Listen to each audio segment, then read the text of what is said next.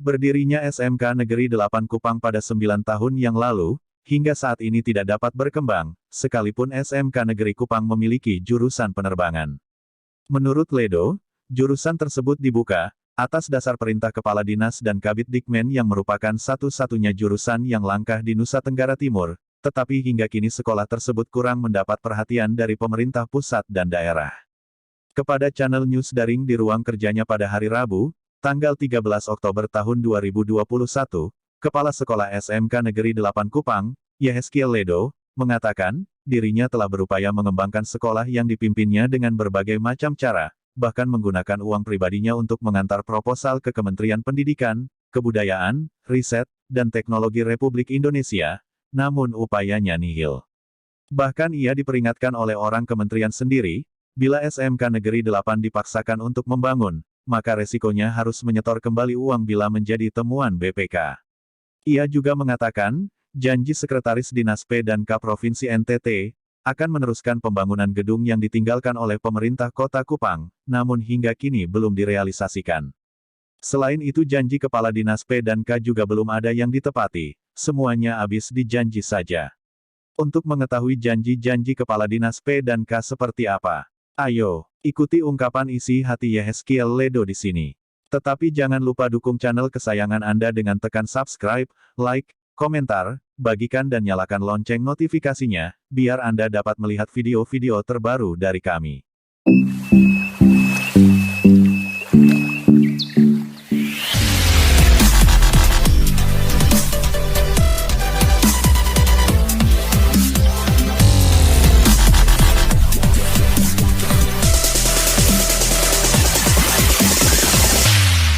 Edaran Gubernur Provinsi Nusa Tenggara Timur maupun edaran Wali Kota Kupang bahwa Kota Kupang sudah ada pada level 3, bahkan sekarang level 2, maka pembelajaran tatap muka terbatas sudah boleh dilakukan. Maka kami sudah melaksanakan kegiatan pembelajaran tatap muka terbatas itu sejak tanggal 27 September kemarin. Dengan sistem rolling class. Artinya rolling kelas dan rolling hari. Mengapa itu kami lakukan? Karena ruang belajar kami terbatas, hanya 3 ruang kelas dari 8 rombel. Kami tidak berani melakukan pembelajaran sistem shift seperti yang dianjurkan oleh Dinas Pendidikan, bahwa pembelajarannya bisa sistem shift pagi dan siang. Dengan jumlah guru kami juga terbatas, cuma 26 itu 5-nya guru PNS, selebihnya itu guru honor komite. Maka kalau ambil sistem shift, yang berisiko adalah kami, Bapak Ibu guru tidak tetap, termasuk guru negeri, dia harus double shift, sedangkan kesejahteraannya sangat tidak mungkin terpenuhi karena iuran komite yang tadinya di masa sebelum pandemi itu per bulan 150, begitu masa pandemi kami turunkan menjadi 100. Maka kemampuan komite untuk membayar kesejahteraan teman-teman guru itu pun juga menurun. Dengan tadi kondisi ekonomi orang tua di masa pandemi ini juga sedikit berkurang, maka mereka tidak lancar atau tidak rutin menyelesaikan kewajiban mereka setiap bulan, maka akan sangat mengganggu kesejahteraan teman-teman, sehingga kadang-kadang honor atau kesejahteraan mereka itu kami tunda sampai dengan 2 atau 3 bulan baru kami penuhi berdasarkan kekuatan keuangan dari orang tua murid atau dari komite. Maka kami lakukan pembelajaran dengan sistem rolling class, rolling hari, sehingga seminggu itu setiap tingkat hanya bisa belajar 2 hari. Oke, saya ingin tahu program unggulan SMK 8 apa? Sehingga sudah berdiri 9 tahun tapi siswanya belum terlalu bertumbuh. Iya. Jadi saya harus berkata jujur, sekolah ini awal saya hadir pada 2013 akhir, ada 2 jurusan, TKJ dan teknik audiovisual atau kita kenal dengan istilah TAF. Dengan jumlah siswa saat itu 49 orang di tahun 2013.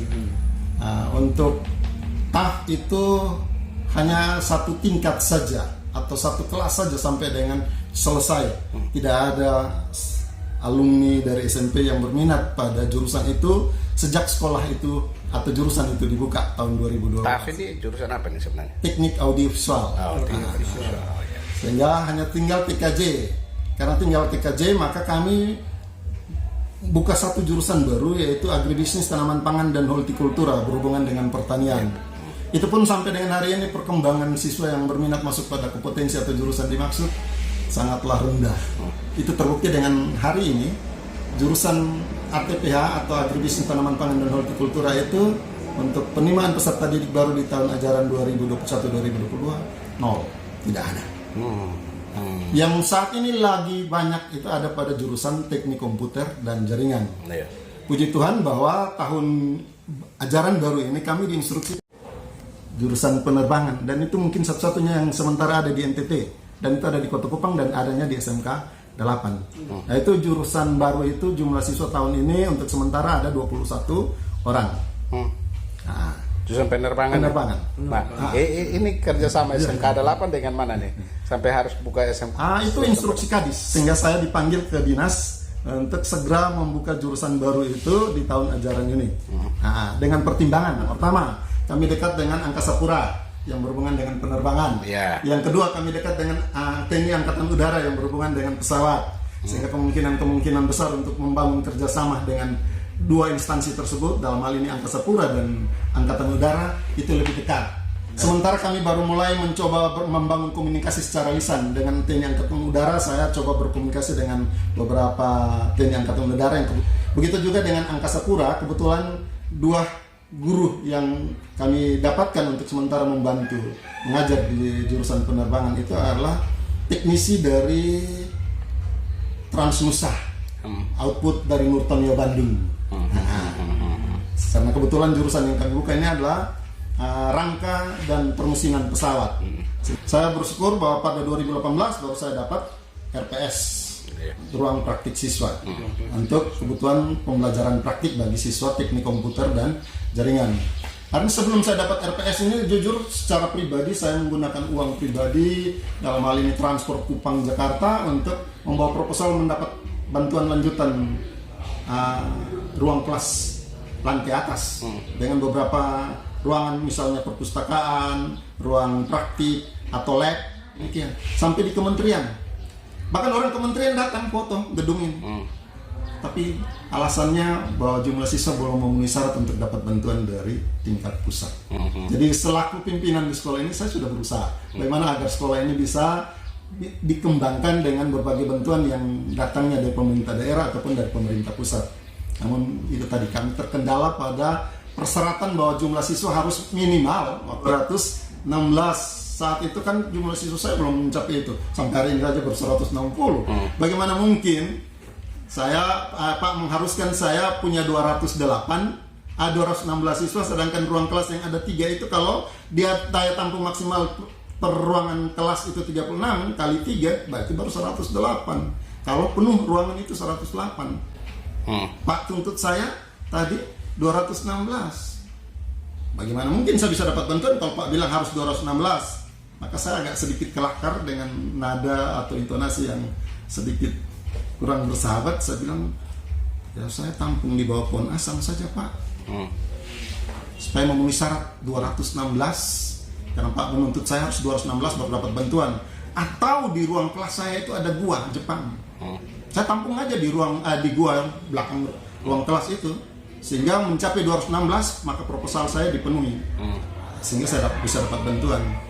Maka dalam percakapan berikut dia bilang, Pak Ledo, kalau dipaksa-paksakan pun Pak dapat bantuan, tapi nanti saat pemeriksaan oleh BPK Pak disuruh kembalikan uang.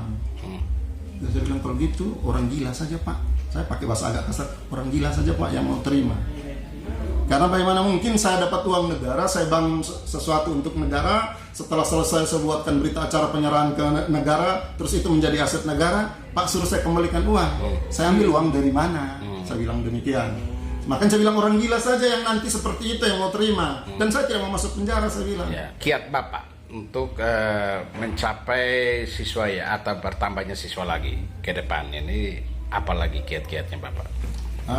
Saya jujur, untuk mendapatkan sejumlah siswa pada setiap awal tahun ajaran saat penerimaan peserta didik baru itu, kami melakukan menyurati gereja-gereja yang ada di sekitar lingkungan atau di sekitar kelurahan Naimata, kelurahan-kelurahan tetangga, bahkan sampai di Kabupaten Kupang itu di bawah mata. Iya, ya. Nah, bahkan lewat pertemuan dengan orang tua murid, kalau penerimaan rapor akhir tahun ajaran, itu juga kami motivasi lewat orang tua yang kiranya itu bisa memberikan informasi atau masukan kepada masyarakat sekitar untuk menyekolahkan anaknya di SMK Negeri 8. Pesan Bapak. Pesan saya bahwa minimal pemerintah daerah turut memperhatikan kelanjutan dan pengembangan pendidikan di SMK Negeri 8 Kupang dengan memperhatikan sarana prasarana pendukung kegiatan belajar mengajar seperti ruang kelas baru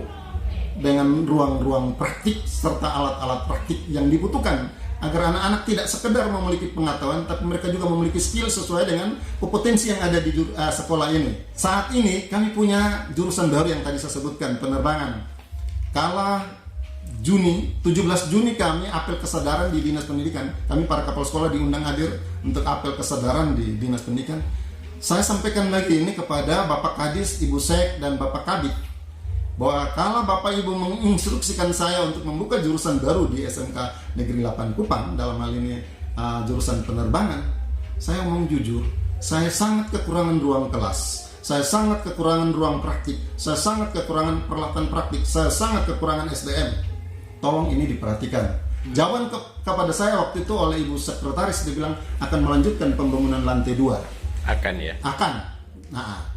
Sehingga Bapak Kadis waktu itu berjanji tahun 2022 baru memberi kami bantuan ruang kelas dengan janji kami beri SDM dalam hal ini pegawai dan guru di tahun ini. Sampai hari ini belum ada. Berarti janji kepala dinasin bohong terus ya? Saya tidak bilang bohong, tapi belum dipenuhi. Nanti saya bilang bohong, Bapak Kepala Dinas bilang, wah, Kepala SMK 8 menuduh saya bohong. Berarti kan judulnya Kadis Pendidikan banyak berjanji tapi tidak menepati. Kenyataan seperti itu kira-kira. Artinya beliau janji kami Januari itu dapat pegawai untuk bendahara bos. Karena syarat bendahara bos adalah pegawai negeri. Apa karena mungkin Bapak sering mengoceh keras ke beliau? Saya tidak mengoceh keras ke beliau karena memang itu yang saya sampaikan. Ini loh kondisi atau keadaan SMK 8. Terima kasih, Pak.